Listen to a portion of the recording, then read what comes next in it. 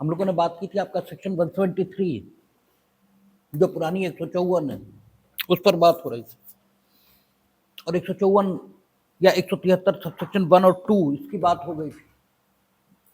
अब जो बात होनी है वो 154 सबसेक्शन 3 इसकी बात होनी है। और ये जो सबसेक्शन है नया जोड़ा है, इससे पूर्व की सीआरपीसी में सेक्शन नहीं है।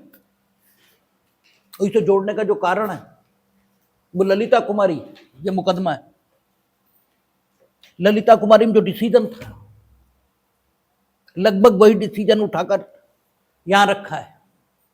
ललिता कुमारी ये 154 पर कॉन्स्टिट्यूशनल बेंच के द्वारा डिसाइडेड मुकदमा है। इसमें ये सवाल था कि अगर कॉग्निजेबल ऑफेंस होने की सूचना ये एसएचओ को मिल रही है तो उसे राइट डाउन करना ये उसका उसका वैधानिक कर्तव्य है या नहीं, यानी उसे इमीडिएट उसे राइट डाउन करना चाहिए या उसे कुछ जांच करने का जो हक है ये भी 154 में मिला हुआ है कि क्या कोई कॉग्निजेबल ऑफेंस कॉन्स्टिट्यूट हो भी रहा है, ये सिर्फ और सिर्फ इंफॉर्मेशन मिल रही है। क्योंकि हमने कहा इंफॉर्मेशन और अफवाह इसके बीच फर्क है। ये सचो पर जो जिम्मेदारी है 154 में,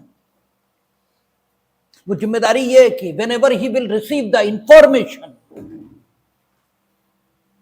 इन regard of the cognizable offence, तो इंफॉर्मेशन अपने में कुछ कहती है। इंफॉर्मेशन का मतलब यह नहीं कि चाहे जो कुछ बता दिया जाए, इंफॉर्मेशन उसका कोई अर्थ है, इंफॉर्मेशन का कोई मतलब निकलता है। तो इंफॉर्मेशन इतनी सफिशिएंट होनी चाहिए कि उसे इंफॉर्मेशन कहा जा सके। उसका एक गुण तो यह होना चाहिए और दूसरा गुण यह भी होना चाहिए कि उससे कुछ तो सत्यता झलकती हो। अगर यह सच्चों को यह लगता है कि पूरी तरह झूठ है तो क्या वो उसे इत्तिला माने और फिर भी उसे दर्ज कर दे, क्योंकि सिर्फ उसे इत्तिला दी जा रही है। इनफैक्ट तो वो इत्तिला मानी भी नहीं जानी चाहिए, लेकिन वही प्रश्न है कि इत्तिला माना जाए या ना माना जाए, इसके लिए भी जांच की जरूरत है। इट सीम्स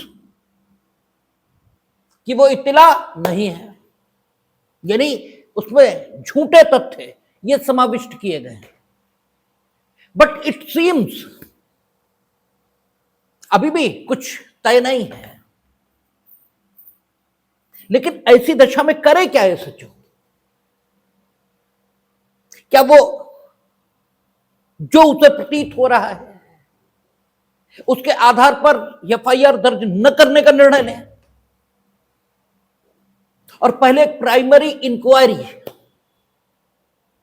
इसे कंडक्ट करे और यह तय करे कि whatever has been given to him by the informant, that is information और नॉट। क्या इसका कोई हक ये सचो को है? जो बेयर टेस्ट दिखाई देता है उसमें दोनों बातें संभव है कि ऐसा हक उसे है और ऐसा हक उसे नहीं है। ये बड़ी दिक्कतजनक बात है। जैसे हम लोग सुबह कॉन्स्टिट्यूशन पर बात करेंगे तो जब ऑर्डिनेंस मेकिंग पावर आएगी प्रेसिडेंट की तो बात यह चलेगी कि ऑर्डिनेंस कब प्रेसिडेंट को जारी करना चाहिए, जब there is a situation of emergency and houses are not in session. यानी अगर हाउस सेशन में नहीं है और इमरजेंसी की सिचुएशन है। अब इमरजेंसी किसे कहा जाए? इमरजेंसी कौन तय करेगा? इमरजेंसी, यहां जो इमरजेंसी शब्द का प्रयोग है ये वस्तुपरक है या व्यक्तिपरक? हमने सुबह आपसे चर्चा की थी कि एक ऑब्जेक्टिव एनालिसिस है और एक सब्जेक्टिव एनालिसिस है। ऑब्जेक्टिव एनालिसिस में हम क्या करते हैं, वस्तु के गुणों का अध्ययन करते हैं, क्या वस्तु में कोई गुण है।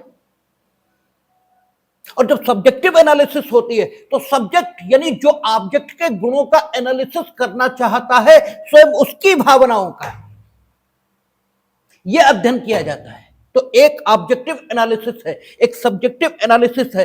जब ऑब्जेक्टिव एनालिसिस होता है तो वस्तु उसके गुणों के बारे में जानकारी ये उपलब्ध होती है, और जब सब्जेक्टिव एनालिसिस होता है तो स्वयं जो करता है, जो सब्जेक्ट है, जो एनालिसिस कर रहा है, उसके मनोभावों का पता यह लगता है। हमने आपको फूल के उदाहरण से स्पष्ट किया था कि आप एक फूल के पास खड़े हैं, आप कहते हैं फूल सुंदर है। ये जो सेंटेंस, ये जो वक्तव्य आपका है, ये वक्तव्य फूल के संबंध में है या स्वयं आपकी भावना के संबंध में? ये तो आपकी भावना के संबंध में है। ये जो कुछ सूचित कर रहा है, जो इंफॉर्मेशन कन्वे कर रहा है, वो तो आपकी भावना के बारे में कर रहा है कि आपको ये फूल सुंदर लग रहा है। फूल के बारे में तो कुछ भी नहीं कहा, ये फूल के गुणों का विवेचन नहीं है।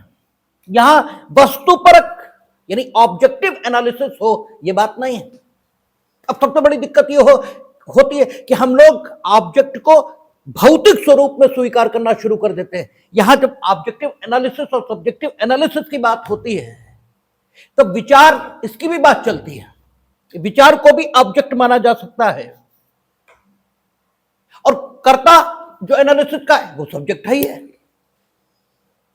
तो फूल के गुणों का अध्ययन ये नहीं है, क्योंकि कल जब आप आएंगे, अगर लगातार इस फूल को देखते रहें, 4-6 घंटे देखें, तो हो सकता है आपकी मनोदशा स्वयं इस फूल के बारे में परिवर्तित हो जाए, लेकिन फूल में तब भी कोई परिवर्तन नहीं होगा। फूल ऐसा सच रहेगा, लेकिन आपको वो फिर उतना अच्छा नहीं लगेगा जितना अच्छा वो अभी लग रहा है। इसका मतलब यह हुआ कि ये सारा वक्तव्य फूल के बारे में नहीं है, ये आपके बारे में है। इस वक्तव्य से जो सूचना मिली वो फूल के संबंध में सूचना नहीं है। फूल सुंदर है नहीं सुंदर है अभी भी कुछ नहीं पता, क्योंकि दूसरा आएगा वो बताएगा नहीं सुंदर है। अगर फूल के गुणों का कोई विवेचन हुआ है तब फिर तो बात ही अलग हो जाएगी। तो ऐसे ही है, जब इमरजेंसी की सिचुएशन है और हाउस सेशन में नहीं है, तब प्रोमलगेशन ऑफ क्या होना चाहिए, ऑर्डिनेंस, तब ऑर्डिनेंस जारी हो सकता है, यह लिखा हुआ है। लेकिन इमरजेंसी यानी क्या? आप जिसे इमरजेंसी मानते हो हम नहीं मानते। अब सवाल यह है कि यहां पर इमरजेंसी का ऑब्जेक्टिव एनालिसिस हो या इमरजेंसी का सब्जेक्टिव एनालिसिस हो। राष्ट्रपति का समाधान इमरजेंसी के संबंध में है, यानी काउंसिल ऑफ मिनिस्टर, राष्ट्रपति के समाधान का अर्थ ही हो जाता है कॉन्स्टिट्यूशनल सेटिस्फेक्शन उनका, और जब कॉन्स्टिट्यूशनल सेटिस्फेक्शन उनका होगा तो 53 के मुताबिक संविधान के अनुसार, और जब संविधान के अनुसार होगा तो 74 और 77 इनएक्शन हो जाएंगे, और जब 74 और 77 इनएक्शन होंगे तो काउंसिल ऑफ मिनिस्टर ऑटोमेटिकली प्रवेश कर जाएगी। अब काउंसिल ऑफ मिनिस्टर आ गई तो आपका एग्जीक्यूटिव आ गई, और जब एग्जीक्यूटिव आ गई तो पार्टी फेवरेटिज्म इसकी संभावनाएं जीवंत हो गई, क्योंकि एग्जीक्यूटिव हमारे यहां पॉलिटिकल पार्टीज उनके आधार पर निर्मित होगी, और पॉलिटिकल पार्टीज निष्पक्ष होंगी ऐसी उम्मीद नहीं की जा सकती। हो भी सकती हैं, हो भी सकती हैं, ऐसा भी कोई जरूरी नहीं कि नहीं हो सकती, क्योंकि व्यक्ति में संभावनाएं दोनों मौजूद हैं। हमने आपसे चर्चा की थी कि व्यक्ति इसीलिए ईश्वर की सबसे बेहतर कृति है, क्योंकि उसमें दोनों तरफ जाने की संभावनाएं हैं। वो इधर भी जा सकता है और वो नीचे की ओर भी जा सकता है। हम ये नहीं कह रहे कि किसी पॉलिटिकल पार्टी के लोग खराब ही होंगे, लेकिन खराब हो सकते हैं। तो अगर काउंसिल ऑफ मिनिस्टर का समाधान आ गया तो दिक्कत यह भी हो सकती है कि इमरजेंसी की सिचुएशन न हो और फिर भी प्रोमलगेशन ऑफ ऑर्डिनेंस हो जाए, यह भी हो सकता है। और अगर ऑब्जेक्टिव और अगर सब्जेक्टिव हमने मान लिया तो फिर जुडिशियल रिव्यू नहीं होगा। यानी इमरजेंसी की सिचुएशन है या नहीं है, और ऑर्डिनेंस जारी होना चाहिए था या नहीं, इस बात का जुडिशियल रिव्यू संभव ही नहीं, क्योंकि फिर तो सब्जेक्टिव सेटिस्फेक्शन हो गया, प्रेसिडेंट चेक को लगता था तो जारी हुआ, और अगर ऑब्जेक्टिव है तो जुडिशियल रिव्यू संभव है। इस प्रश्न का कि इमरजेंसी थी या इमरजेंसी नहीं थी, और स्वयं कॉन्स्टिट्यूशन के टेस्ट में कुछ नहीं मिलेगा। इसीलिए हम क्या करते हैं, कॉन्स्टिट्यूशनल लॉ का अध्ययन करते हैं, bare test of the constitution का नहीं। इस विषय पर बात करेंगे जब हम वहां पहुंचेंगे। हमने आपको सिर्फ इतना दिखाया कि कानूनों में ऐसी स्थितियां होती हैं जहां आप इस तरफ या इस तरफ नहीं जा सकते, आपको मार्गदर्शन चाहिए। दोनों तरफ बात चल सकती है, इधर भी चल सकती है और इधर भी चल सकती है। अब इस दशा में अधिकृत मार्ग कौन सा है, इसी को बताने के लिए केस लॉ ये डिसाइड होता है, और केस लॉ के आधार पर डिसाइड किया जाता है। यहां भी क्या कहता है, whenever the SHO will receive the information in regard of the cognizable offense। सवाल यह कि इंफॉर्मेशन किसे कहें। एक गुण तो इंफॉर्मेशन का हो गया कि दैट मस्ट बी, ठीक है, सफिशिएंट, दैट, ठीक है, वो इतनी सफिशिएंट तो कम से कम होनी ही चाहिए कि उससे कॉग्निजेबल ऑफेंस के संबंध में सभी तथ्यों को निश्चितता पूर्वक निश्चित किया जा सके। अब ये तो अफवाहों में भी होता है। अफवाह के तौर पर जो कुछ आपको सुनने को मिलता है उसके साथ दोनों बातें होती हैं। उसमें इतने गुण हो सकते हैं कि वो इत्तिला प्रतीत हो किंतु असत्य हो, और यह भी हो सकता है कि उसमें इतने गुण हो कि इत्तिला प्रतीत हो और सत्य हो। लेकिन सत्यता या असत्यता, इसका कोई प्रमाण या इसके संबंध में कोई विश्वसनीय कथन उस समय उपलब्ध नहीं होता। इसलिए इन इंफॉर्मेशन को हम अफवाह ये कहते हैं। अफवाह की डेफिनेशन यही है, ये नहीं है कि अफवाह हमेशा असत्य है, ऐसा नहीं है। अफवाह सत्य भी हो सकती है, और यह भी हो सकता है कि आपको आधे अधूरे तथ्य ये मिल रहे हो, तो किंतु सत्य मिल रहे हो, लेकिन कहा उसे भी अफवाह जाएगा। अफवाह के कई रूप हो सकते हैं। तो सवाल यह है कि ये सचो प्रश्न यही है ललिता कुमारी में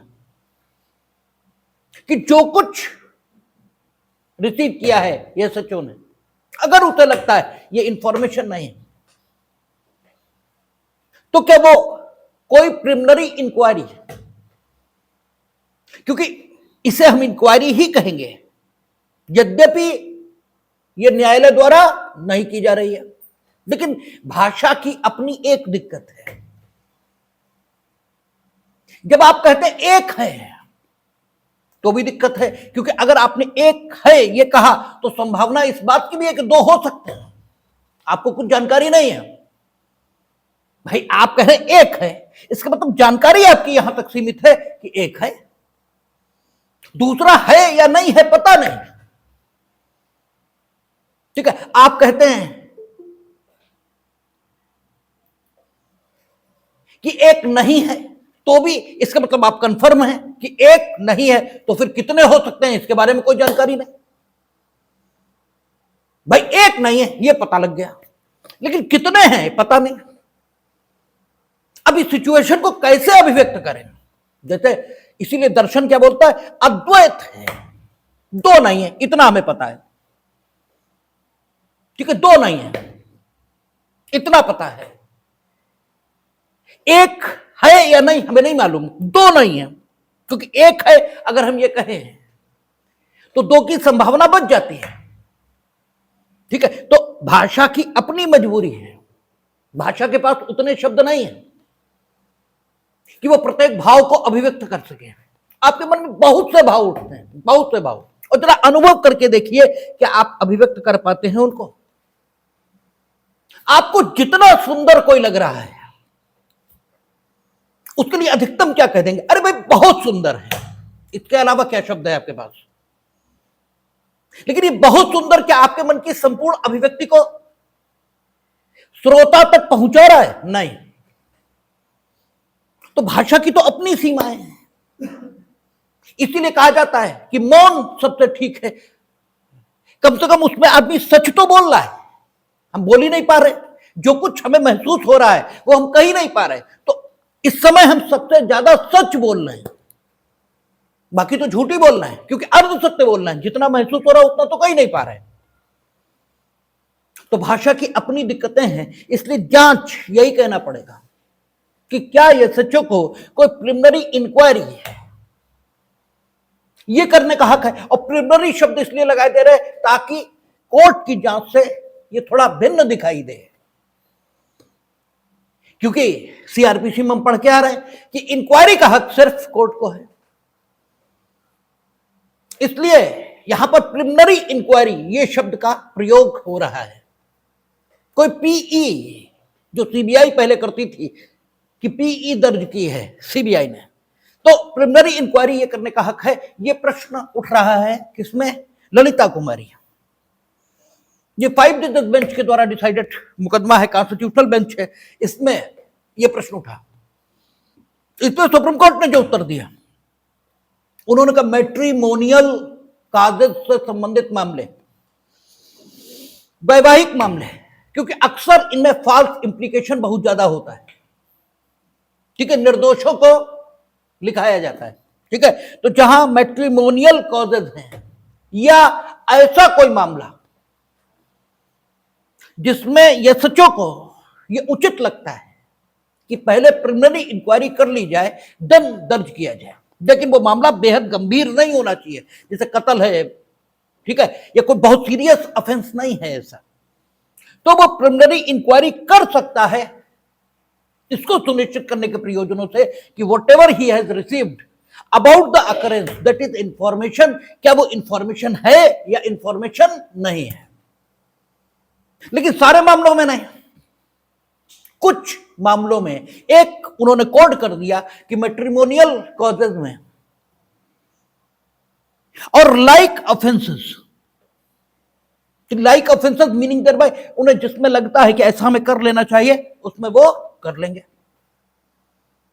ऐसा डिसाइड हुआ। यानी एक हक पुलिस को मिला ललिता कुमारी से कि वो प्रिलिमिनरी इंक्वायरी कर सकते हैं। जब अमेंड किया सीआरपीसी को और भारतीय नागरिक सुरक्षा संहिता इस रूप में उसको अधिनियमित किया, तो वो जो निर्णय की बात थी उसको सीधे स्थान यहां दे दिया। हमने आपसे कहा था कि संज्ञेय अपराध दर्ज होते हैं 154 या वर्तमान में 173, लेकिन संज्ञेय अपराधों के अन्वेषण की जो ताकत पुलिस अधिकारी को मिलती है वो कौन सा सेक्शन है? 156। उससे अन्वेषण की ताकत मिलती है पुलिस अधिकारी को। अगर आपसे पूछा जाए on the basis of this section a police officer has a power to investigate in the case of a cognizable offense, then you must answer to him, that is section 156, and now that is called as a section 175, क्योंकि 19 जोड़ देंगे ना, 19 जोड़ देंगे आ जाएगा। 175 के आधार पर police को किसी भी कॉग्निजेबल ऑफेंस को इन्वेस्टिगेट करने की ताकत यह प्राप्त होती है। कब कब इन्वेस्टिगेट कर सकता है, अगर यह सवाल है आपसे, ठीक है, तो आप 3 सेक्शन कोड करेंगे। आपका प्री में अक्सर ये सब बातें पूछी जाती हैं।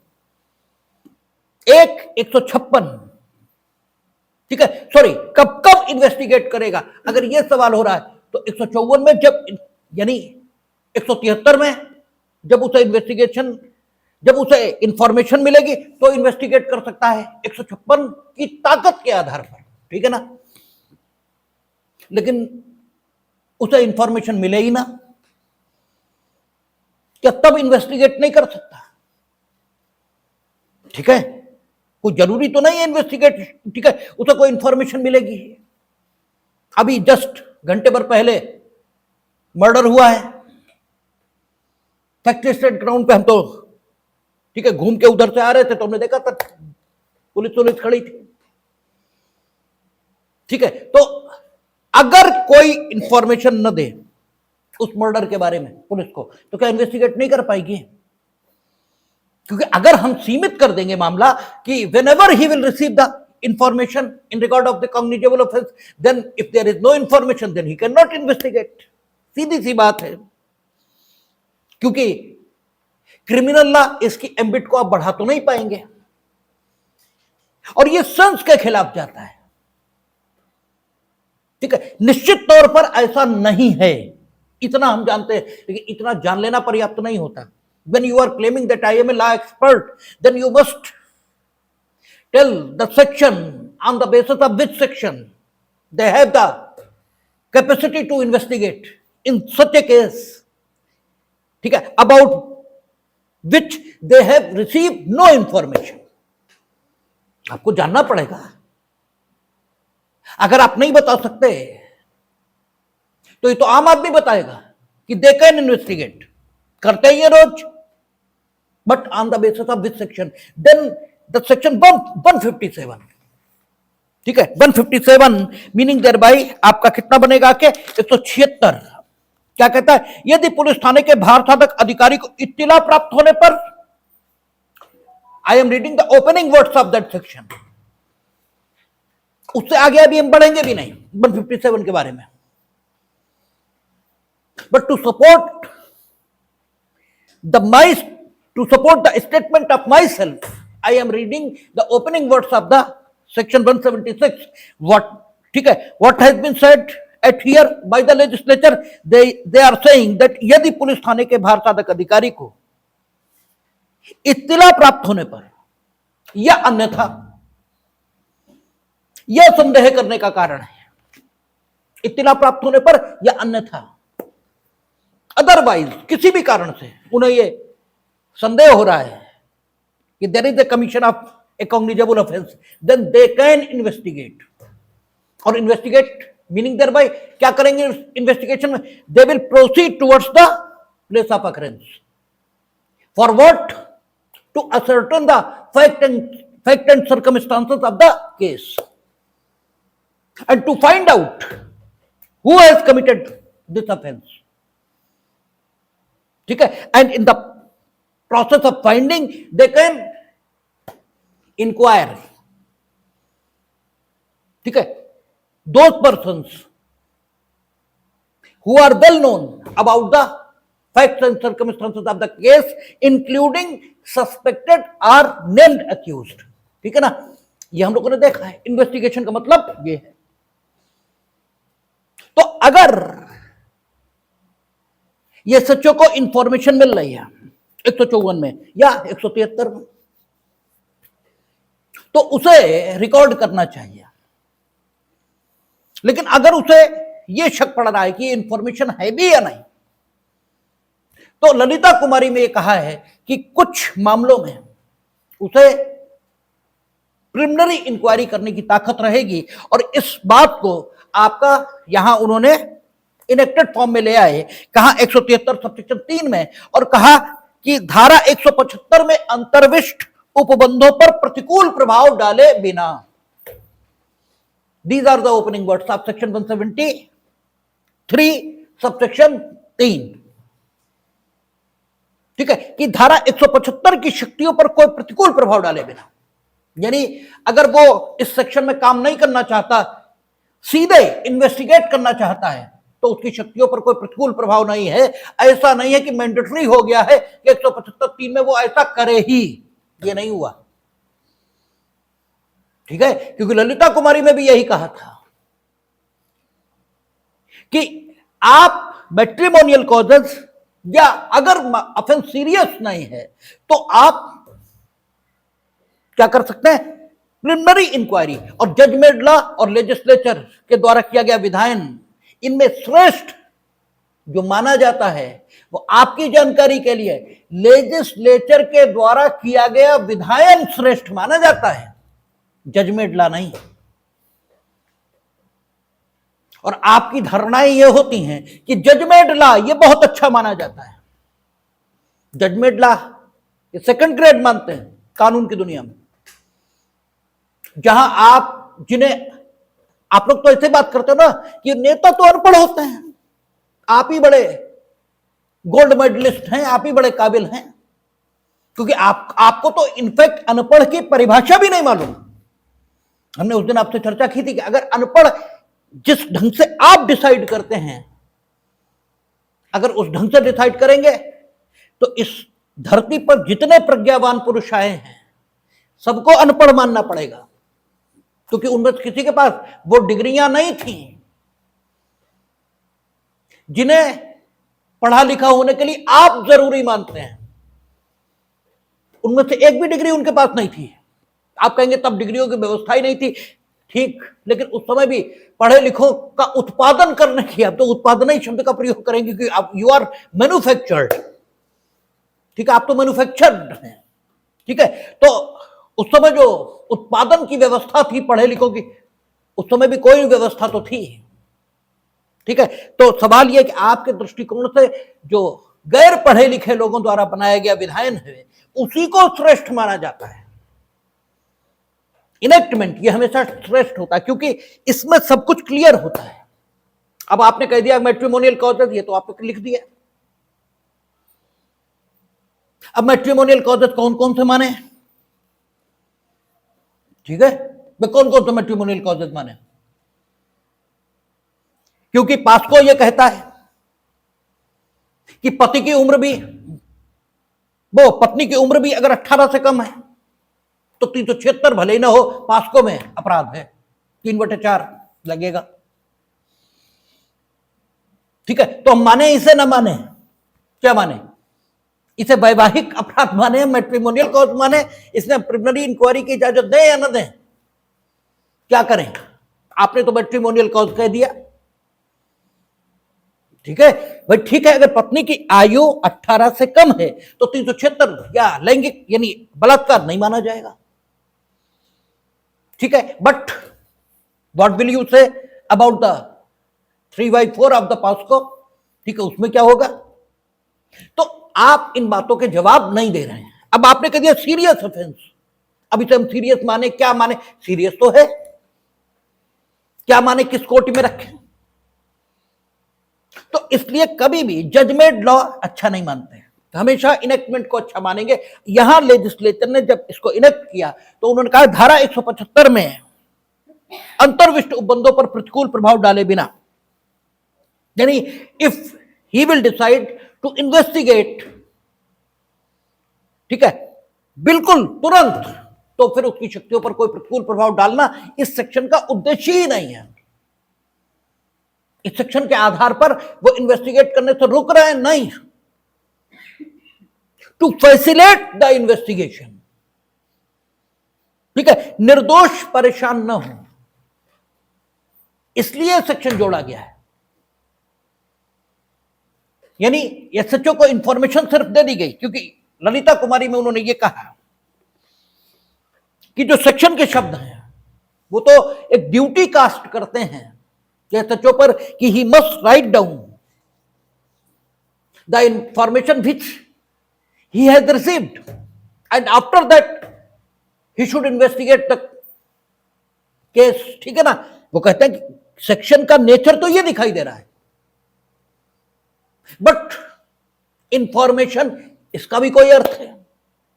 इसलिए जहां मैट्रिमोनियल कॉजेज हैं, जहां पर इस बात की संभावना ज्यादा है कि हो सकता है ये इंफॉर्मेशन ना हो, वहां आप चाहें तो प्रिलिमिनरी इंक्वायरी कर सकते हैं, और या फिर जिनमें आप उचित समझे, तो वो किसमें उचित समझेंगे पता नहीं। अब यहां लेजिस्लेचर ने बात एकदम क्लियर कर दी, और लेजिस्लेचर ने बात क्लियर करते समय जो एसएचओ में मनमानापन लाया गया था, ठीक है, उसको भी खत्म कर दिया। दोनों बातें खत्म कर दी। इसीलिए लेजिस्लेचर का इनेक्टमेंट हमेशा फाइन माना जाएगा in comparison of judgment law. ये बड़ी उल्टी, ठीक है, बातें हैं आपकी धारणाओं के हिसाब से। आपकी धारणाएं तो अजीब हैं, क्योंकि आप तो जाने क्या माने बैठे हो। ठीक है, आपकी धारणाएं आपके डर से प्रभावित है। आप जिससे डरते हो उसके संबंध में अच्छी अच्छी धारणाएं निर्मित करते हो, और जिससे नहीं डरते वो कितना भी शक्तिशाली हो उसके संबंध में आपकी धारणाएं हमेशा खराब होती हैं। आपको वकील बचाता है, उसके संबंध में सबसे खराब धारणा होती है आपकी। बचाता कौन है? वकील। आपके पक्ष में कौन बोल रहा होता कोर्ट में? एकमात्र एक वकील आपका। उसी के लिए आपके मन में सबसे खराब धारणा होती है। जज साहब जो हो सकता पैसे लेके तुम्हारे खिलाफ डिसाइड करें, उनके लिए सबसे अच्छी धारणा होती है, क्योंकि उनसे तुम डरते हो। ठीक है, भगवान से तुम नहीं डरते, इसलिए भगवान को गालियां देते हो। ठीक है, पुलिस वालों डरते हो, इसलिए उनकी चमचागिरी करते हो। ये आपकी धारणाएं तो अजीब है। ठीक है, लेजिस्लेचर में बैठे लोग आपका कुछ बिगाड़ेंगे नहीं। उन्हें तो 5 साल बाद आपके पास फिर आना है, तो उन्हें भरपूर गालियां बकते हो, जबकि उनसे कम गिरे हुए आदमी तुम भी नहीं हो। ऐसे कौन से अवगुण हैं जो उनमें है तुम में नहीं है? ये तो बताओ, एक भी ऐसा अवगुण बताओ जो उनमें हो तुम में ना हो। उनसे 10 गुना ज्यादा ही मिलेगा, कम नहीं किसी भी सूरत। एक भी बता दो। तो एक भी आप नहीं बता सकते, लेकिन उन्हें गालियां बक रहे हो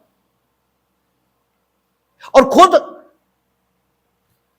वही बनने का प्रयास भी कर रहे हो। अगर वो इतने ही खराब है तो बनने का प्रयास क्यों? छोड़ दीजिए उसको। लेकिन जजमेंट लॉ सबसे बेहतर है। तो आप देखें क्या कहा उन्होंने, धारा 175 में अंतर्विश्व उपबंधों पर प्रतिकूल प्रभाव डाले बिना ऐसे किसी संज्ञेय अपराध को करने से संबंधित इत्तिला की प्राप्ति पर जिसमें 3 वर्ष या उससे अधिक का दंड है, किंतु 7 वर्ष से अधिक नहीं है। 3 वर्ष से अधिक का है, किंतु 7 वर्ष से अधिक का नहीं है। अब देखिए, अब यहां पर इंटरप्रिटेशन की जरूरत पड़ेगी। लेजिस्लेचर ने क्या कहा? 3 वर्ष से अधिक है, किंतु 7 वर्ष से अधिक नहीं है, यानी नॉन सीरियस ऑफेंस। ठीक है, तो धारा 156 की शक्तियों पर कोई प्रतिकूल प्रभाव डाले बिना, यानी धारा 175 की शक्तियों पर कोई प्रतिकूल प्रभाव डाले बिना क्या कर सकता है ये सचो?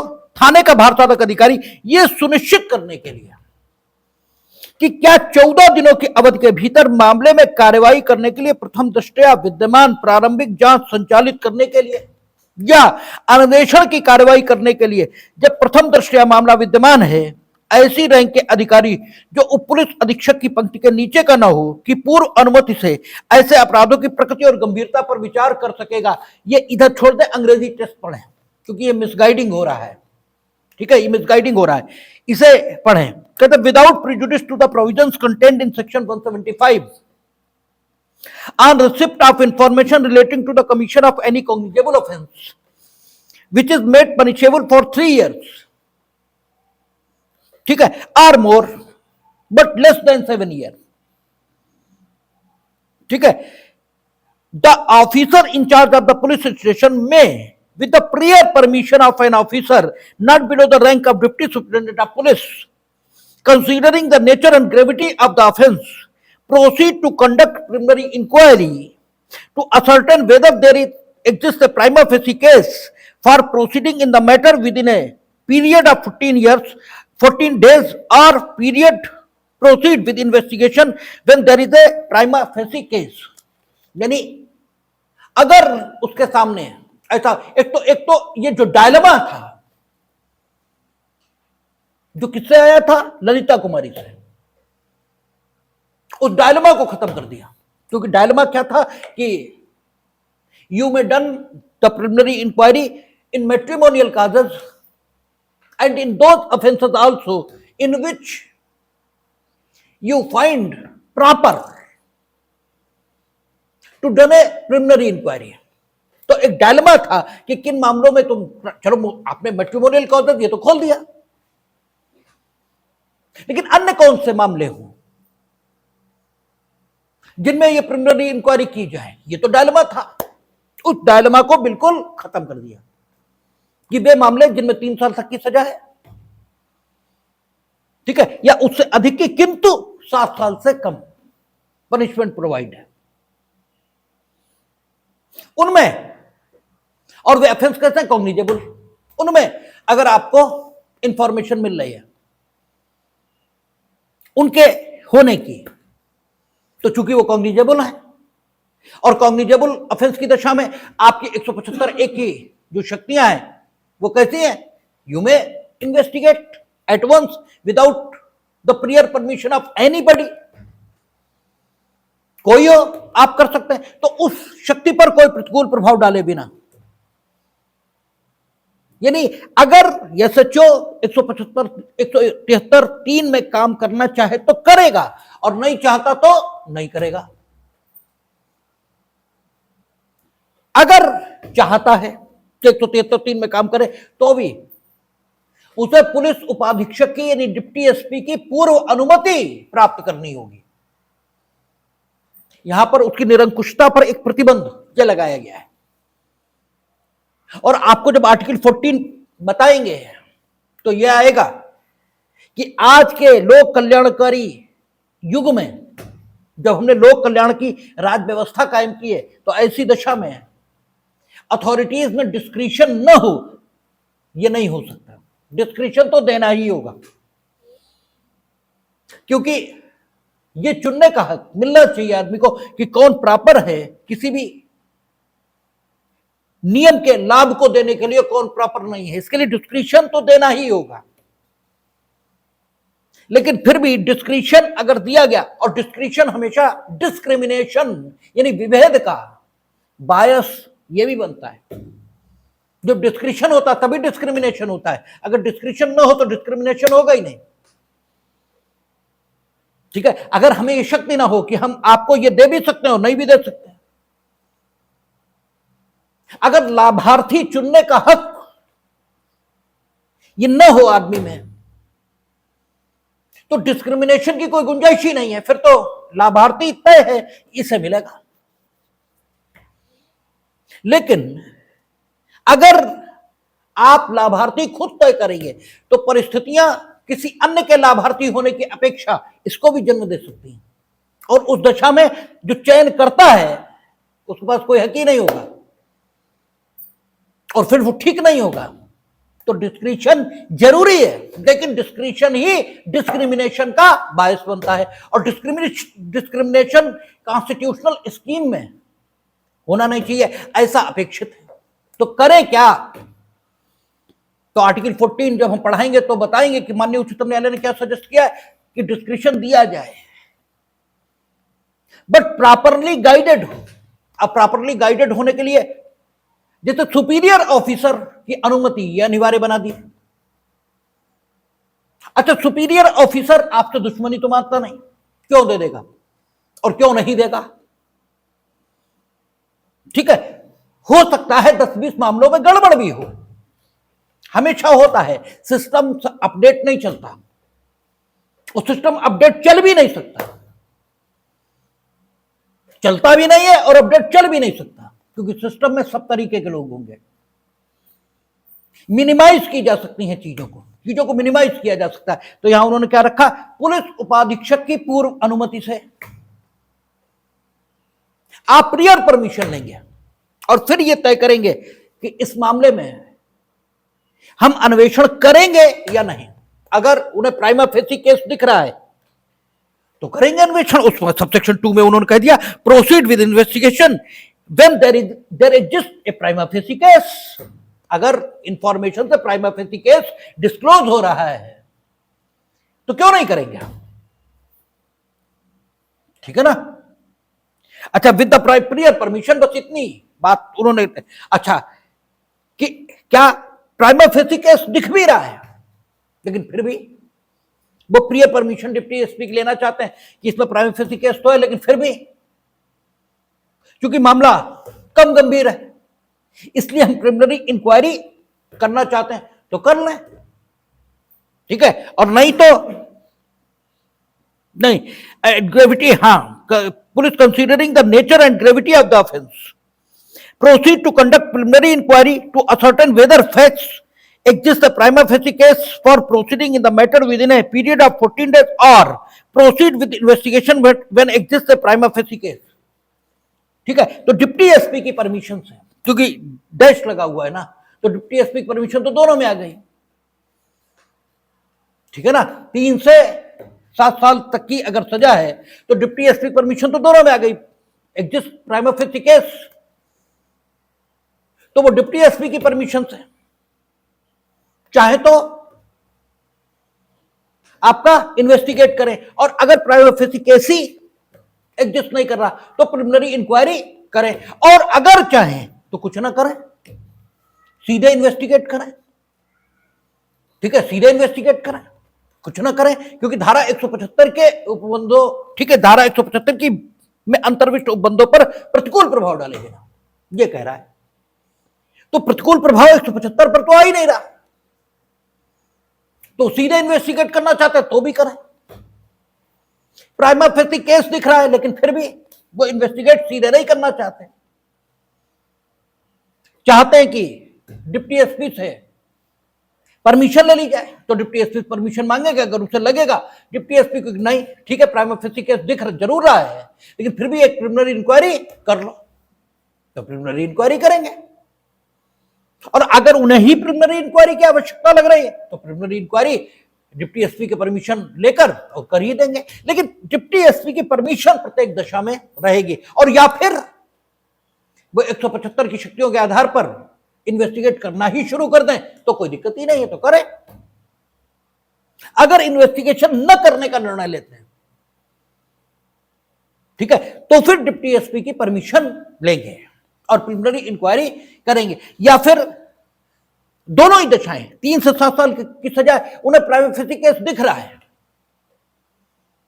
लेकिन फिर भी उन्हें लगता है कि डिप्टी एसपी की परमिशन ले लेनी चाहिए कि प्रिलिमिनरी इंक्वायरी कर ली जाए, तो प्रिलिमिनरी इंक्वायरी भी कर सकते हैं। जो तीनों ऑप्शन उनके सामने खुल गए और वो इस प्रकार से इन्वेस्टिगेट कर सकते हैं, लेकिन 173(3) पर वो जरूर काम करें ऐसी कोई अपेक्षा शामिल अभी भी नहीं है, क्योंकि ओपनिंग वर्ड्स में ही लिख दिया कि 175 में अंतर्विष्ट उपबंधों की व्यापकता पर प्रतिकूल प्रभाव डाले बिना।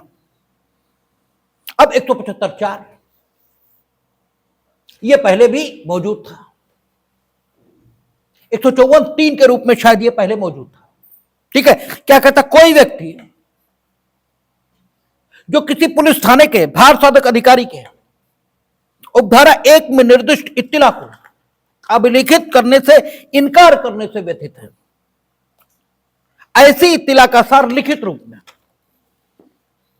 और डाक द्वारा संबद्ध पुलिस अधीक्षक को भेज सकता है, जो यदि उसका समाधान हो जाए कि ऐसी इत्तिला से किसी संज्ञेय अपराध का किया जाना प्रकट होता है, तो या तो स्वयं मामले का अन्वेषण करेगा या अपने किसी अधीनस्थ पुलिस अधिकारी द्वारा इस संहिता द्वारा उपबंधित रीति में अन्वेषण किए जाने का निर्देश देगा, और उस अधिकारी को उस अपराध के संबंध में पुलिस थाने के भार साधक अधिकारी की सभी शक्तियां होंगी जिसके न हो सकने पर ऐसा व्यथित व्यक्ति मजिस्ट्रेट को आवेदन कर सकेगा।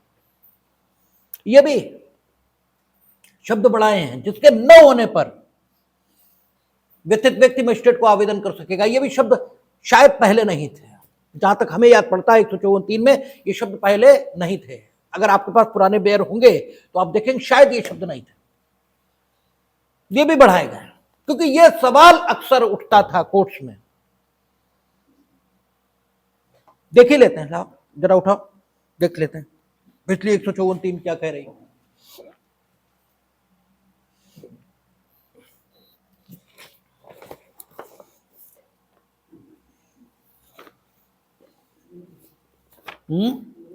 नहीं थे, ठीक, तो पहले ये शब्द नहीं थे, तो अक्सर कोर्ट्स में ये सवाल उठता था कि यहां क्या लिखा है कि अगर 154(1) यानी जो 173(1) है उसमें जो इत्तिला मजिस्ट्रेट को, उसमें जो इत्तिला पुलिस ऑफिसर को दी गई और उसने उसे अभिलिखित नहीं किया, तो वो इत्तिला का सार पुलिस अधीक्षक को भेज सकता है और भेजे जाने की दशा में यदि पुलिस अधीक्षक का समाधान हो जाता है कि उससे कॉग्निजेबल ऑफेंस का होना प्रकट होता है तो वे स्वयं अन्वेषण कर सकेंगे। तो इसमें कोई दिक्कत है ही नहीं, क्योंकि थाने के एसएचओ की सभी शक्तियां सभी पुलिस अधिकारियों को उन संपूर्ण क्षेत्र में प्राप्त हैं जिस क्षेत्र के लिए वे नियुक्त हैं। ये हम लोग पीछे पड़ के आए, ठीक है। तो पुलिस अधीक्षक पूरे जिले के लिए नियुक्त है, इसलिए थाने के भारसाधक अधिकारी की शक्तियां उन्हें संपूर्ण जिले के संबंध में प्राप्त है। उनके जिले में कोई ऑफेंस हो वो स्वयं इन्वेस्टिगेट कर सकता है। कोई थाने का एसएचओ, क्योंकि 156 जो ताकत देती है वो एसएचओ को देती है, यानी 175 वर्तमान की, ये अगर देखेंगे तो एसएचओ को ताकत है। लेकिन पीछे जब पुलिस अधिकारियों की वरिष्ठ शक्तियां, हम लोगों ने वरिष्ठ पुलिस अधिकारियों की शक्तियां ये पढ़ी थी, उसके साथ जब इस सेक्शन को देखेंगे तो प्रत्येक पुलिस अधिकारी को उस क्षेत्र में अन्वेषण की शक्ति मिल जाएगी जिस क्षेत्र के लिए वो नियुक्त है। तो पुलिस अधीक्षक को संपूर्ण जिले के संबंध में अन्वेषण की शक्तियां प्राप्त हो जाएंगी। इसलिए यहां लिखा था कि अगर उसका समाधान होता है कि इंफॉर्मेशन से संज्ञेय अपराध का होना प्रकट होता है तो वो स्वयं अन्वेषण कर सकेगा। पुलिस अधीक्षक एक व्यस्त व्यक्ति हैं, उनके ऊपर संपूर्ण जिले का भार होता है, तो कर सकते हैं वो, लेकिन अगर उचित समझे तो अपने अधीनस्थ किसी अधिकारी से अन्वेषण करा सकते हैं। और अगर अधीनस्थ अधिकारी से कराते हैं तो भले ही वो उस थाने का एसएचओ नहीं है, दूसरे थाने का है, लेकिन अगर पुलिस अधीक्षक ने आदेशित कर दिया तो उसे उस पर्टिकुलर अपराध के अन्वेषण की समस्त शक्तियां प्राप्त हो जाएंगी 154(3) के आधार पर। इसीलिए कहते हैं विवेचना ट्रांसफर हो गई, तो कैसे होती है? ऐसे ही होती है। लेकिन पहले होता यह था कि अगर पुलिस अधीक्षक ने भी अन्वेषण नहीं कराया, पुलिस अधीक्षक ने भी नहीं कराया, तो आपके पास विकल्प क्या है? तो आपके पास दो विकल्प खुलते थे। आप परिवार प्रस्तुत करें मजिस्ट्रेट के समक्ष अपने साथ हुए अपराध के संबंध में, या फिर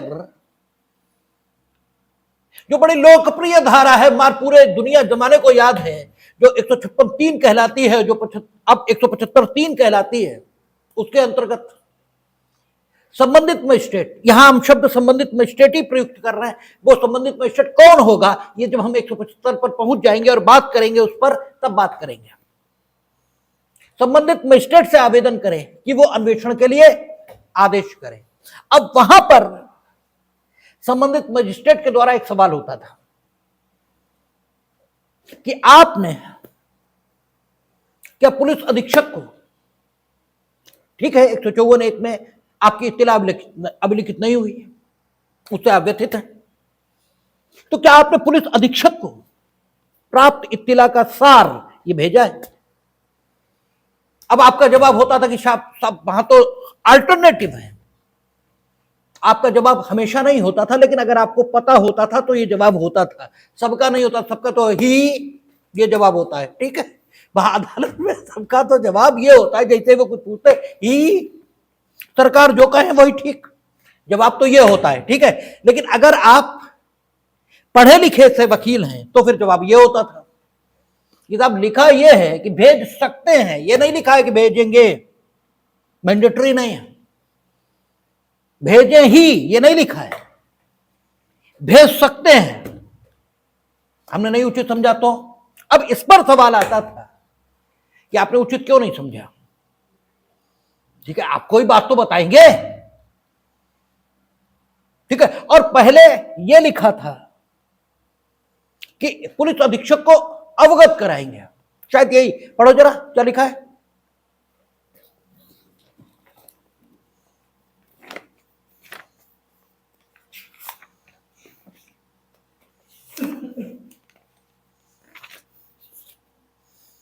यदि पुलिस थाने के भारतात्मक अधिकारी इत्तला को अभिगत करने तो ऐसी इत्तला लिखित रूप में और डाक द्वारा, ठीक है सर, ठीक, डाक द्वारा ही लिखा है। अब ये कहा जाता था कि आपने उचित क्यों नहीं समझा, और इस पर कई कोर्ट्स का डिसीजन भी आ गया कि साहब आपको जब तक आप पुलिस अधीक्षक को नहीं भेज रहे तब तक ये नहीं कहा जा सकता कि आपके पास कोई विकल्प नहीं बचा था अपनी इत्तला को अभिलिखित कराने का, ठीक है। इसलिए मजिस्ट्रेट के द्वारा इस आधार पर अंतर्गत धारा 156(3) आदेश करने से अन्वेषण के लिए, ठीक है, रोका जाना या मना करना उचित है। ऐसे केस भी आए, ठीक है, लेकिन इसमें अनड्यू डिले होता था, और कोर्ट्स के साथ एक बात होती है कि उनका व्यू कब बदल जाएगा यह भी कुछ तय नहीं। तो अनसर्टेनिटी थी, अनिश्चितता थी कि हमें न्यायालय जाने से पूर्व पुलिस अधीक्षक को डाक के माध्यम से इत्तिला का सार ये भेजना है या नहीं भेजना, इस पर अनिश्चितता की स्थिति थी। इसलिए यहां उसको भी क्लियर कर दिया, ठीक है। जिसके न हो सकने पर, यानी ऊपर वाली बात नहीं जब होगी तब ऐसा व्यथित व्यक्ति मजिस्ट्रेट को आवेदन कर सकेगा। अब ये नई लाइन जोड़ दी, meaning thereby now it is required from you that if you want to file an application under section 175 subsection 3 before the judicial magistrate to get the order for investigation of that particular cognizable offense which is narrated by you in your application, then you must send the substance of that information to the superintendent of police through registered post. Now it is required from you as a enacted law, ठीक है ना। तो ये clarity यहां पर लाई गई, ये बात पहले नहीं थी। तो आपका 175(4) ये हुई, और पहले ये वो 175(4) कह रहे, 173(4) हुई, पहले ये 154(3) थी। तो ये स्थिति कॉग्निजेबल ऑफेंस के संबंध में निकल के आई। अब एक दूसरे प्रकार के ऑफेंसेस हम लोगों ने पढ़े थे जब हम लोग शुरुआत में बात कर रहे थे कि there are 2 type of offences. One category of offence are known by us as a cognizable offence and other type of offences are known by us as a non cognizable offence. और non cognizable offence और cognizable offence के बीच जो हमने अंतर किया था वो इनेक्टेड लॉ के आधार पर तो किया ही था। इनेक्टेड लॉ के आधार पर तो वो है कि प्रथम अनुसूची में जो कॉग्निजेबल के रूप में दर्शित हैं वे कॉग्निजेबल, और नॉन कॉग्निजेबल के रूप में दर्शित हैं वे नॉन कॉग्निजेबल। लेकिन अपराध की तत्वगत विशेषताओं के आधार पर जो अंतर हुआ था वो अंतर यह हुआ था कि 173 वर्तमान में कहेंगे और पिछला 154 कहेंगे। ये जो सेक्शन है जब 156 या 175 के साथ पढ़े जाते हैं तो कॉग्निजेबल ऑफेंस के संबंध में पुलिस अधिकारी को यह शक्ति तुरंत मिलती है कि विदाउट प्रियर इंफॉर्मेशन और prior permission of anybody they can investigate any cognizable offence. But this capacity is not available for them in case of non cognizable offense, ठीक है। और ये अंतर हम कैसे करते थे, पहले 154 और वर्तमान के 173 के आधार पर, अब करते हैं आपका 173 वो पिछली 155 और वर्तमान की 174 के आधार पर। क्या कहता है, अगर असंज्ञेय अपराध है या असंज्ञेय मामला है। अब मामला शब्द अपने में कुछ डिनोट करता है। मामला मतलब यह हुआ कि जो ट्रांजैक्शन है एक संव्यवहार डिनोट हो रहा है। ट्रांजैक्शन किसको कहते हैं? जब समय के दृष्टिकोण से, स्थान के दृष्टिकोण से, पीड़ित व्यक्ति के दृष्टिकोण से, करने वाले के दृष्टिकोण से, एक समय एक स्थान पर यह बहुत कम अंतराल, ठीक है, जिसे लगभग एक समय पर किया जाना कहा जाए, ऐसे जब एक समय पर एक स्थान पर एक व्यक्ति के द्वारा या अनेक व्यक्तियों के द्वारा अनेक व्यक्तियों के विरुद्ध या एक व्यक्ति के विरुद्ध एक से अधिक ऐसे कृत्य किए जाते हैं जो अपराध की श्रेणी में आते हैं, तो उसे आपराधिक मामला यह कहते हैं। और या अगर एक से अधिक काम किए जाते हैं तो उसे मामला यह कहा जाता है। यही मामले की डेफिनेशन होती है। यहां चूंकि हम अपराध की बात कर रहे हैं तो यहां अभिप्रेत अपराध ही है। अब एक मामला यह घटित हुआ, अब इस मामले में एक ही समय पर एक ही स्थान पर एक ही व्यक्ति के द्वारा एक ही व्यक्ति के विरुद्ध, और एक ही व्यक्ति में अनेक शामिल कर लेंगे, अनेक व्यक्तियों द्वारा या अनेक व्यक्तियों के विरुद्ध अनेक आपराधिक कृत्य किए गए। लेकिन वे सारे आपराधिक कृत्य जो अपराध गठित करते हैं वो कैसा? असंज्ञेय। सीआरपीसी की फर्स्ट शेड्यूल के मुताबिक या बीएनएसएस की फर्स्ट शेड्यूल के मुताबिक, तो ये मामला कैसा बनेगा? असंज्ञेय। तो असंज्ञेय अपराध, it is the individual act done by A offender. और ट्रांजैक्शन मामला ये अलग बात हुई। तो चाहे अपराध हो और चाहे ट्रांजैक्शन हो, क्या कहता है? असंज्ञेय मामलों के बारे में इत्तिला और ऐसे मामलों में अन्वेषण। क्या कहता है? जब पुलिस थाने के भारसाधक अधिकारी को उस थाने की सीमाओं के अंदर असंज्ञेय अपराध के किए जाने की इत्तिला दी जाती है, तब ऐसी इत्तिला का सार ऐसी पुस्तक में जो ऐसे अधिकारी द्वारा ऐसे प्रारूप में रखी जाएगी जो राज्य सरकार नियमों द्वारा इस निमित्त विहित करे, प्रविष्ट करेगा या प्रविष्ट करवाएगा और इत्तिला देने वाले को मजिस्ट्रेट के पास जाने को निर्देशित करेगा। सभी ऐसे मामलों की पाक्षिक दैनिक डायरी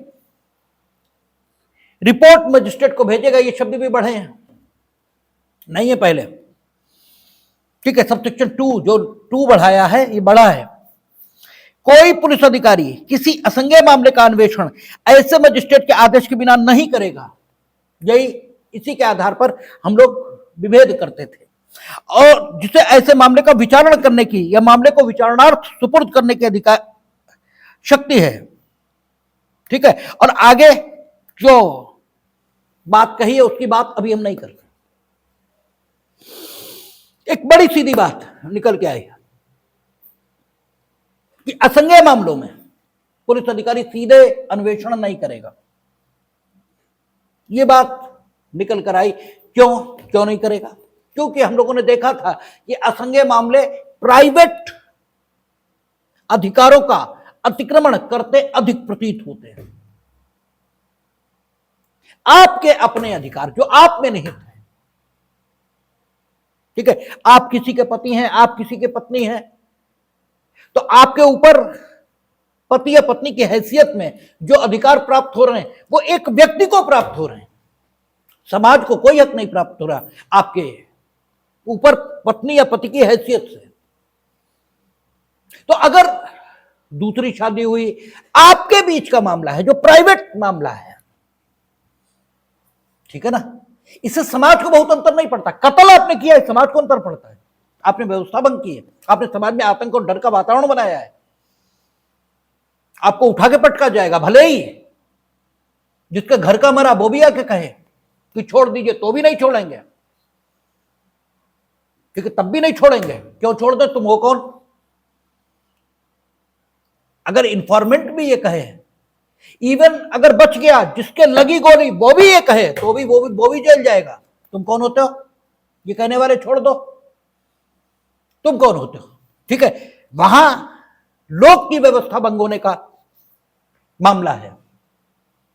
लेकिन ऐसे हक जहां व्यक्ति को ही सीधे सीधे, चोट लगी है, उसी के अधिकारों पर प्रभाव आया है, उन्हें अधिकतर असंज्ञेय मामलों के तौर पर चित्रित किया गया है। इसलिए पुलिस को वहां इन्वेस्टिगेट करने की ताकत नहीं दी है। हालांकि पुलिस को असंज्ञेय मामलों में इन्वेस्टिगेट करने की जो ताकत नहीं दी है, इस पर पूरा 1 घंटे हम बोले हैं, क्यों नहीं दी है। देयर आर सेवरल रीजंस, ठीक है, बहुत सारे कारण हैं जिनके कारण से असंज्ञेय मामलों में पुलिस अधिकारी को अन्वेषण करने की शक्ति नहीं दी। केवल एक कारण नहीं है, उसमें अनेक कारण है, और इस पर पूरा लेक्चर घंटे भर का हुआ है, इसलिए उसे दोहराने की जरूरत नहीं है। लेकिन मोटा मोटा यहां समझ लेंगे कि असंज्ञेय मामलों में पुलिस को अन्वेषण की ताकत नहीं है, ठीक है, बिना मजिस्ट्रेट के आदेश के। मजिस्ट्रेट का आदेश हो तो ही करेंगे। अब सवाल यह है, मजिस्ट्रेट किन मामलों में आदेश दे और किन मामलों में आदेश न दे, ये 155 में नहीं लिखा है, यानी 174 में नहीं लिखा है। मजिस्ट्रेट को आदेश देने की ताकत है, यह भी नहीं लिखा है। यह लिखा है कि पुलिस अधिकारी मजिस्ट्रेट के आदेश के बिना अन्वेषण नहीं करेगा, यह लिखा है। लेकिन मजिस्ट्रेट अन्वेषण के लिए आदेश दे सकेगा, यह नहीं लिखा है। 175(3) में लिखा है कि संज्ञेय अपराध की सूरत में दे सकेगा, यहां नहीं लिखा है। लेकिन इंप्लाइड है, जो कुछ लिखा है वो निरर्थक हो जाएगा अगर हम ये मान लें कि मजिस्ट्रेट को आदेश देने की ताकत नहीं है। तब तो फ्यूटाइल है, बेकार की बात है, लिखी क्यों दिया। जब उसे ताकत ही नहीं है तब पुलिस अधिकारी क्या खाक ले लेगा, कैसे लेगा। तो यहां इंप्लाइड ताकत है, एक्सप्रेस ताकत नहीं है, अभिव्यक्त नहीं है। आपसे प्री में भी पूछ देते हैं कहां लिखा है कि मजिस्ट्रेट ताकत, कहीं नहीं लिखा है कि मजिस्ट्रेट परमिशन देगा, ठीक है। अगर वो बिल्कुल आईआईटी की तरह का पेपर बनाए तो आप फट से गलत करोगे और 99% गलत होगा, 99% लोग गलत करेंगे अगर वो ये ऑप्शन बनाए। कहां लिखा है मजिस्ट्रेट संज्ञेय अपराधों की दशा में अन्वेषण कर सकते के लिए आदेश दे सकता, कहीं नहीं लिखा है, क्योंकि जो कुछ लिखा है वो इंप्लाइड लिखा है, और ये नहीं कह सकते आप अभिव्यक्त लिखा है। तो this answer will not be appropriate answer कि 175 में ये, सॉरी 174 में लिखा है, इंप्लाइड जरूर है। तो अगर ये पूछा जा रहा है तो आपको क्वेश्चन के नेचर से जानना होगा कि सही उत्तर क्या है। यहां बैठकर बिना प्रश्न आए हम नहीं बता सकते कि सही उत्तर क्या होगा, क्योंकि इंप्लाइड है भी और एक्सप्रेस नहीं भी है। तो प्रश्न का नेचर तय करेगा कि प्रश्नकर्ता पूछ क्या रहा है, उसके आधार पर उत्तर दिया जा सकता है। लेकिन एक बात खूब समझ लेंगे कि ये एक्सप्रेस ताकत यहां नहीं दी गई, और दूसरी यहां यह भी नहीं बताया है कि कौन से असंज्ञेय अपराध में मजिस्ट्रेट अन्वेषण का आदेश देगा और कौन से में नहीं देगा, यह भी नहीं बताया। लेकिन जो योजना दिखाई देती है, क्योंकि कानून कभी भी बिना उद्देश्य नहीं बनता, निरुद्देश्य नहीं बनता। तो जब मजिस्ट्रेट को दिया विवेक इंप्लाइडली तो दिया ही, पुलिस को डायरेक्ट इन्वेस्टिगेशन की ताकत नहीं दी। ताकत न देने के अनेकों कारण हैं जिन पर हम लोग विस्तार से चर्चा कर चुके हैं। तो जब ताकत पुलिस को नहीं दी लेकिन मजिस्ट्रेट को इंप्लाइडली ताकत दी कि वो चाहे तो अन्वेषण करा दे, तो किन मामलों में, तो एक सीधी बात निकल आती है कि मजिस्ट्रेट ये न्यायिक विवेक रखने वाला व्यक्ति होगा, ऐसा उपधारित किया जाता है, भले ही ना हो तो वो प्रॉपरली समझ पाएगा कि किन मामलों में इन्वेस्टिगेट हमें कराना चाहिए, किन में नहीं कराना चाहिए। इसीलिए यहां क्लियरली कुछ लेट डाउन नहीं है, लेकिन इस शक्ति का उपयोग वहां ऐसे होता है सब में करा दो, ठीक है, वो सब में ही करा देते हैं। आपने लगाई एनसीआर और एप्लीकेशन और दंड से आदेश हो गया, होता है ऐसे। लेकिन यहां प्रॉपरली, ठीक है, मजिस्ट्रेट तय कर पाएगा, इसलिए यहां कोई कैटेगराइजेशन ऐसा नहीं किया कि इन मामलों में करेगा वो आदेश और इन मामलों में आदेश नहीं करेगा।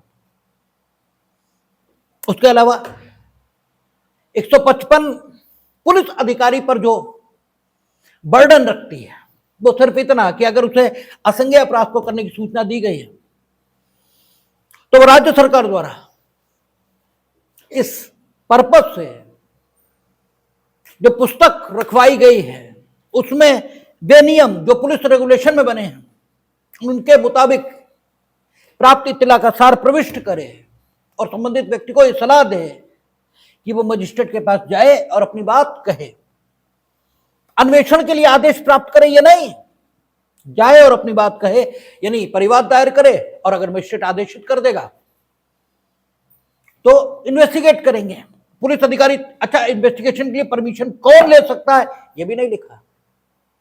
कोई भी ले सकता है, पीड़ित व्यक्ति भी ले सकता है और पुलिस ऑफिसर भी ले सकता है। ठीक है, दोनों ही ले सकते हैं। एक चीज उन्होंने बढ़ा दी और ये इसलिए बढ़ाई गई ताकि पुलिस अधिकारी निरंकुश न हो। उन्होंने क्या कहा, सभी ऐसे मामलों की पाक्षिक दैनिक डायरी रिपोर्ट मजिस्ट्रेट को भेजेगा। यानी जो एनसीआर रजिस्टर है ये 15 डेज पर अब मजिस्ट्रेट के यहां आएगा। और ये क्यों, ताकि मजिस्ट्रेट फैसिलेट हो सके। ऐसे तो एक मामला ऐसा है जिसमें अन्वेषण किया जाना समुचित है, होना चाहिए, लेकिन मजिस्ट्रेट करे क्या, उसके पास या तो पुलिस ऑफिसर है, भाई वो कोई अंतर्यामी तो है नहीं कि थाने पर क्या हुआ है वो उधर जान जाए यहीं बैठा बैठा। और इंफॉर्मेंट उसके पास आया नहीं कि परमिशन दे दीजिए। लेकिन अपराध का उन्मूलन ये जिम्मेदारी किसकी है, तो जिम्मेदारी राज्य की है और राज्य की शक्ति का प्रतिनिधित्व ये मजिस्ट्रेट कर रहा है। तो उसके सामने आए कैसे स्थिति, इसलिए कर दिया उन्होंने कि हर 15 डेज पे पाक्षिक तौर पर फोर्टनाइटली ये जो डायरी है असंज्ञेय अपराधों की ये उसके पास जाएगी। देन इफ यू थिंक, ठीक है, अगर वो उचित समझेगा तो उनमें जिस मामले में उचित समझेगा उसमें अन्वेषण का आदेश दे देगा। और जब अन्वेषण होगा तब क्या होगा, कहता है कोई पुलिस अधिकारी, अच्छा ये अन्वेषण का आदेश देगा कौन, तो उसने सबसेक्शन 2 में लिखा कि वो मजिस्ट्रेट देगा अन्वेषण के लिए आदेश जिसे मामले को विचारण के लिए सुपुर्द करने इसकी अधिकारिता है। ठीक है ना, विचारण के लिए सुपुर्द करने की अधिकारिता है। यानी अगर सेशन ट्राइबल केस है तो विचारण के लिए सुपुर्द करने की अधिकारिता, और या फिर मामले का संज्ञान लेने की अधिकारिता है। यानी मजिस्ट्रेट द्वारा ट्राइबल है तो खुद संज्ञान लेगा इस मजिस्ट्रेट को। लेकिन इसके अलावा कोई गलती से कर दे तो, अगर गलती से कोई और मजिस्ट्रेट अन्वेषण का आदेश दे देता है और अन्वेषण हो जाता है तब स्थिति क्या है, तो पिछली धारा 460 थी कार्रवाइयां, वो सॉरी अनियमितताएं जो कार्रवाई को दूषित नहीं करती, और 461 थी कार्रवाइयां जो वो अनियमितताएं जो कार्रवाई को दूषित करती हैं। तो 460 अब कितनी हो गई, 506।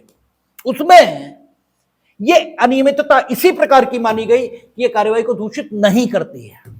अगर अन्य कोई मजिस्ट्रेट भी कर देगा तो उससे कोई फर्क नहीं पड़ता, लेकिन मजिस्ट्रेट ने की ही नहीं और अन्वेषण कर दिया गया, मजिस्ट्रेट का कोई आदेश नहीं, फिर अन्वेषण कर दिया गया। अब क्या स्थिति है, अब गलत है और इसके आधार पर कोई कार्रवाई नहीं होगी।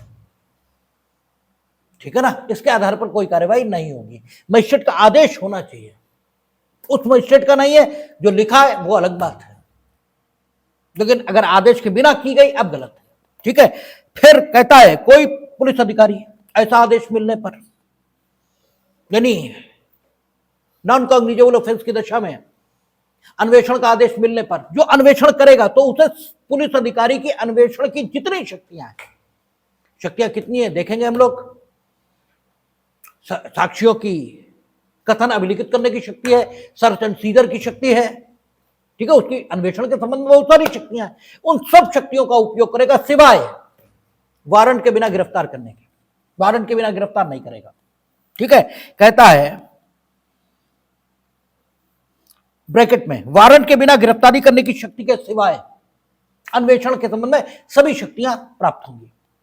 और 4 में उसने कहा कि अगर मामले में एक से अधिक अपराध किए गए और उनमें से कोई एक संज्ञेय है, बाकी सब असंज्ञेय है, तो उसे फिर संज्ञेय मामले की तरह समझा जाएगा और उसमें पुलिस अधिकारी को बिना किसी की अनुमति के अन्वेषण करने की ताकत होगी। ये 174/4 और पहले 155/4 ये था। आज यहीं तक रखेंगे। कल हम लोग अन्वेषण की ताकत पुलिस अधिकारी की क्या है और अन्वेषण की प्रक्रिया क्या है, इस पर बात करेंगे।